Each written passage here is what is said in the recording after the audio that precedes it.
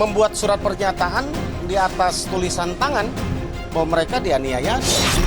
Beliau selaku korban sedang berjuang memperjuangkan keadilan dalam memberikan keadilan kepada korban. Menteri Keuangan ya menteri yang menjadi patokan bagi perjalanan pemerintahannya Pak Prabowo gitu.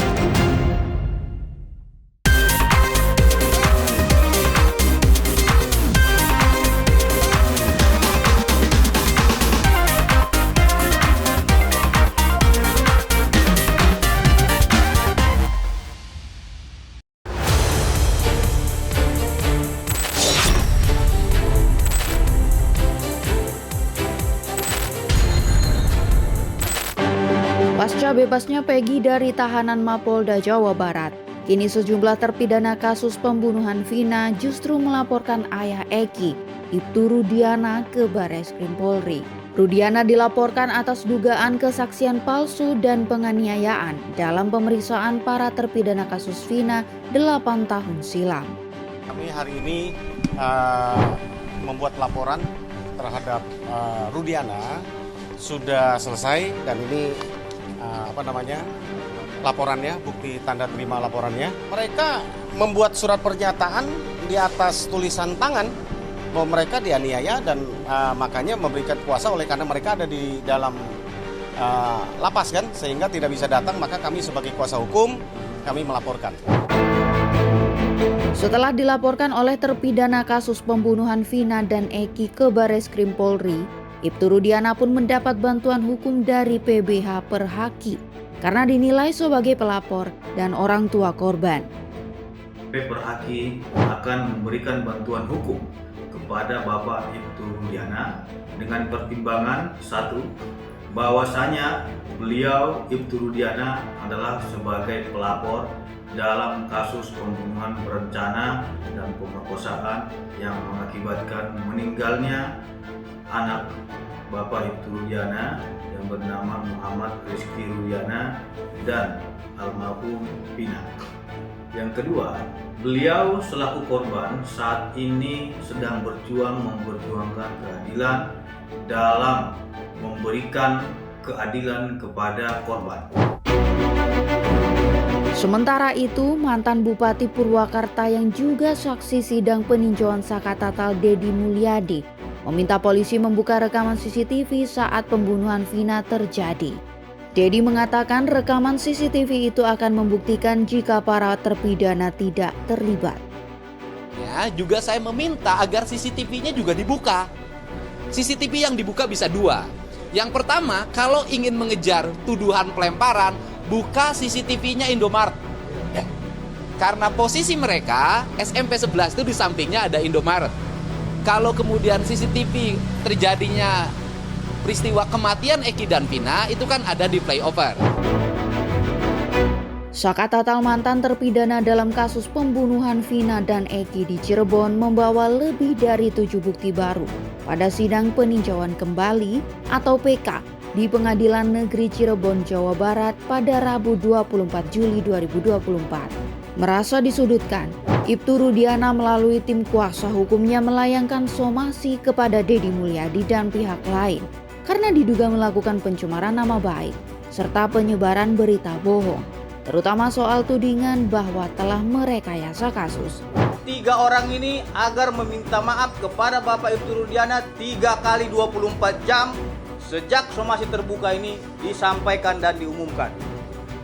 Apabila dalam 3 kali 24 jam yang bersangkutan yang telah kita lakukan somasi terbuka tidak meminta maaf kepada Ibtu Rudiana beserta dengan keluarganya dan kepada masyarakat melalui media pers yang ia beritakan, maka dengan tegas kami akan melakukan tindakan hukum dengan membuat laporan polisi terhadap mereka bertiga.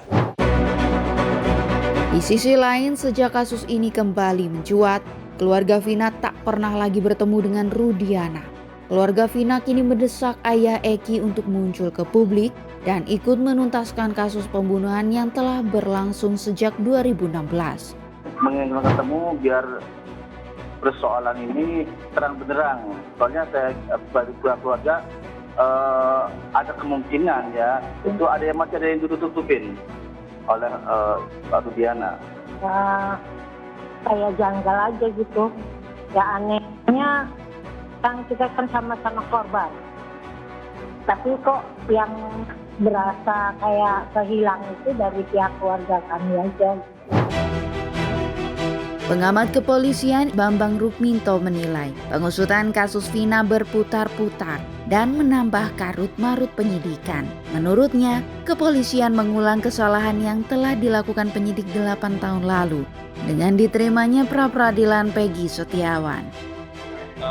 Sampai sekarang kita melihat, masyarakat melihat bagaimana pengusutan kasus ini kan berputar-putar terus.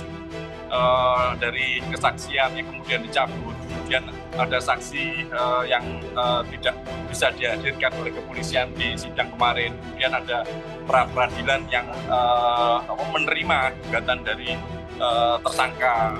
Hal-hal seperti itu kan menambah carut-marut ini.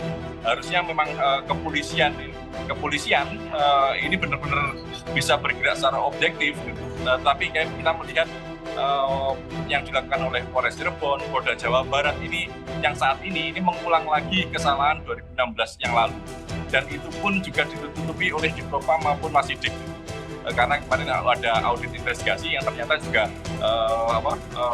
terkonfirmasi dengan ditolaknya diterimanya pra-peradilan Peggy Setiawan. Sementara itu, praktisi hukum Saur Siagian mengatakan Rudiana sebenarnya bisa saja diperiksa secara paralel terkait dugaan pelanggaran etik dan pidana dalam kasus ini. Pasalnya, Rudiana diduga turut terlibat dalam penanganan kasus pembunuhan anaknya, termasuk yang menentukan 3 DPO. Saur beranggapan Rudiana harus dinonaktifkan dahulu agar tak menghambat proses hukum yang berjalan. Supaya dicabut dulu status kepolisiannya, supaya jangan sampai menghambat, sehingga proses hukum dan juga perlakuan kepada saudara Rudiana bukan karena dia polisi, tapi dia sebagai warga negara yang tadi Fitra bilang bahwa kita sedih pasti berduka atas kematian putrinya, anaknya, tetapi tidak ada alasan hukum apapun kemudian melakukan penyiksaan yang diduga, melakukan penyiksaan, penangkapan, dan juga melakukan menentukan DPO. Bak fenomena bola salju yang makin lama bergulir semakin besar. 8 tahun lamanya kasus Vina Eki masih belum terpecahkan hingga meninggalkan tanda tanya besar. Kini polisi wajib mengungkap siapa sebenarnya tersangka di balik pembunuhan ini. Berkaitan dengan kasus pembunuhan Vina dan Eki yang terus bergulir, media sosial pun ramai soal pemecatan oknum polisi yang terlibat. Selanjutnya, IZ News, All Hoax.